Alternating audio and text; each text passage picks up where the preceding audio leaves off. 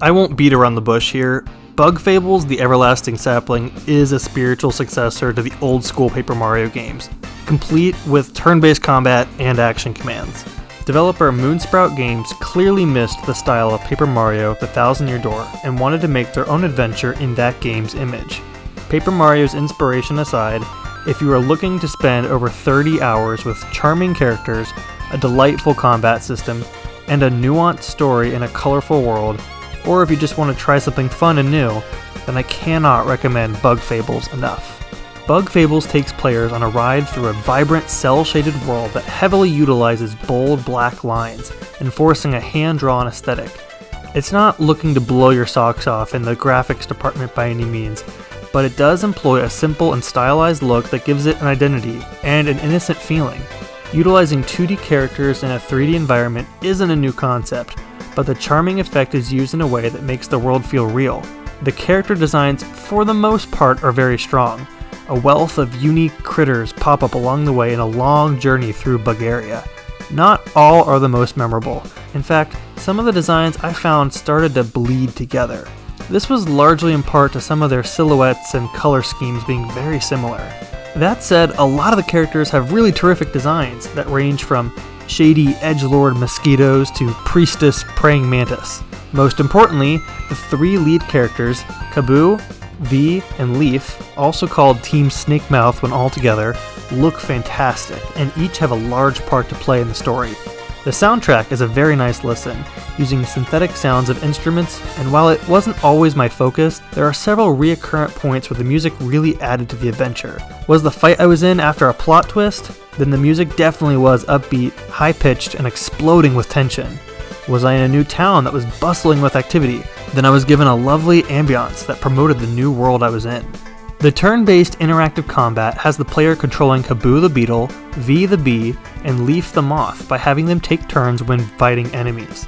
You can swap their positions on the field, the turn order, and even donate a turn to another party member, with the trade-off being that the attack will be slightly lowered for that turn. There's a lot of room to strategize, and I found it to be pretty intuitive, with the caveat that I have seen this battle system before with less customization.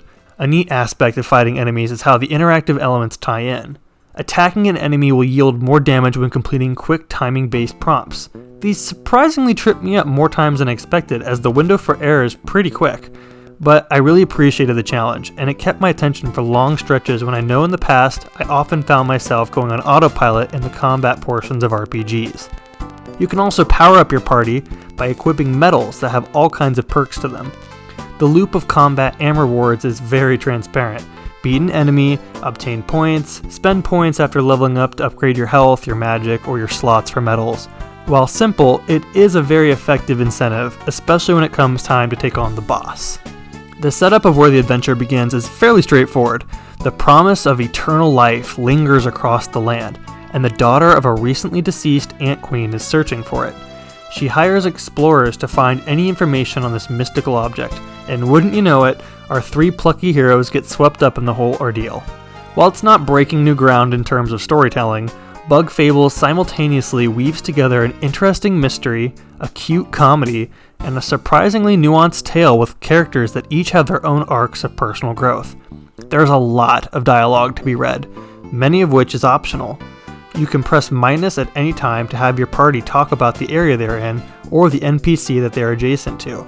Each party member also has their own specific dialogue for every enemy in the game, and of course there is the dialogue that comes with pursuing the campaign. You could easily call this game chatty given the sheer scope of words to read, but so much of it is a treat to discover. The characters are written with remarkable chemistry and each have a distinct voice in the writing that I was going out of my way to read the explanations of different areas, enemies, and side characters. It's not complete fluff. There are even books of lore that give more context to the world's characters and some of their connections to one another. Or you can absolutely choose to go right through and avoid all of this, and still have a pleasant time with the main story. This tale is welcome for players of any age.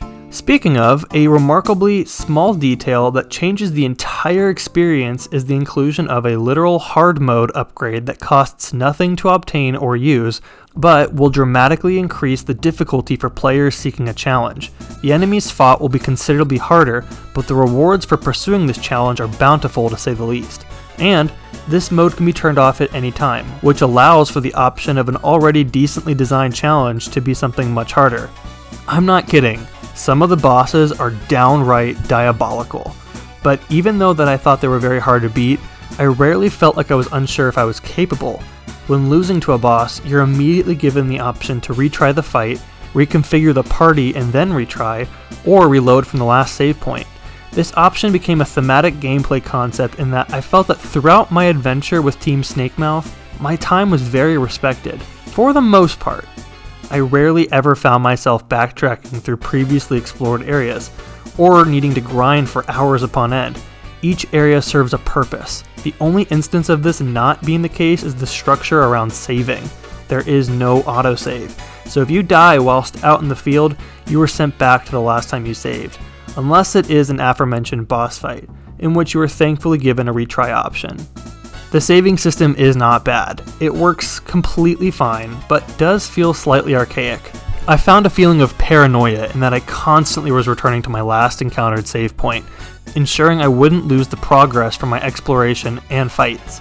Autosaving would be appreciated at the risk of depleting the challenge, which I suspect may be a divisive topic amongst players. For me, I want to play through the game and see what it has to offer, whilst also enjoying the challenge. Others may really like that high tension of not losing a fight in fear of losing progress. I'm not knocking Bug Fables for that, but I think it is worth bringing up. Combat and story aside, Bug Fables takes a hefty stab at providing optional content that extends the adventure in meaningful ways. There are a boatload of side quests that more or less amount to many being fetch quests, whilst others took me down roads I was certainly not prepared to go down as deep as I did, but still enjoyed thoroughly. Collectibles are strewn around the world that can be used to add to your party's strength, or the lore of Bugaria. There's even a pseudo card game that takes advantage of using the optional dialogue that Team Snakemouth will give when spying on an enemy's stats in battle. A meaty experience is present here, and while it's certainly not needed because the main campaign is already great, everything here is really appreciated. I wanted to spend more time in this world, and I didn't want it to be just walking around looking for overworld enemies to squash so I could level up. I wanted more meaningful content that let me spend time with the characters while also engaging in the fun combat system, and that is what Bug Fables delivers on. For me, Bug Fables has two different flaws that are nowhere near experience ruining. They're just shy of being bigger nitpicks, if anything. The first is that there's a lot more platforming in the world of Bugaria than anticipated. And it's not like the platforming is bad, but it's definitely less intuitive than anything else in the game. Solving the platforming puzzles is pretty easy, save a few needing more than a minute of brainstorming a solution. But the jumping can feel sort of awkward, and sometimes I wonder if the solution I came up with was actually possible because it didn't feel natural to accomplish. V's ability to throw her boomerang is pretty finicky and often took me more than one try to align properly. Pushing an ice block to a certain point just felt weird at times, because this world is so stylized, it felt unnatural. I liked there being platforming and puzzles, I just think they could use a little more fine-tuning. The other slight issue I found was with the overworld enemies. You can equip a badge to run right through the weaker ones, avoiding the entire combat sequence altogether, but sometimes this would happen even in new areas with enemies I had never fought before.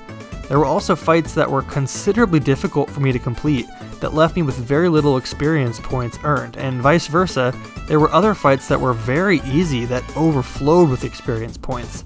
Again, not a huge problem, just another awkward one, where I think balancing is a slight issue. At the end of the day, Bug Fables is wearing its inspirations proudly on its sleeve, and still adding on its own experiences that are both meaningful and fun for players. I had a blast with this game, and I highly recommend it to all kinds of players, whether they be looking to dive into a fun story with lovable characters, trying a more tangible, interactive combat-focused game, or just attempting a challenge. Bug Fables does not pull its punches, especially in its hard mode, but it gives such bountiful rewards that I'm simply left having to return the favor.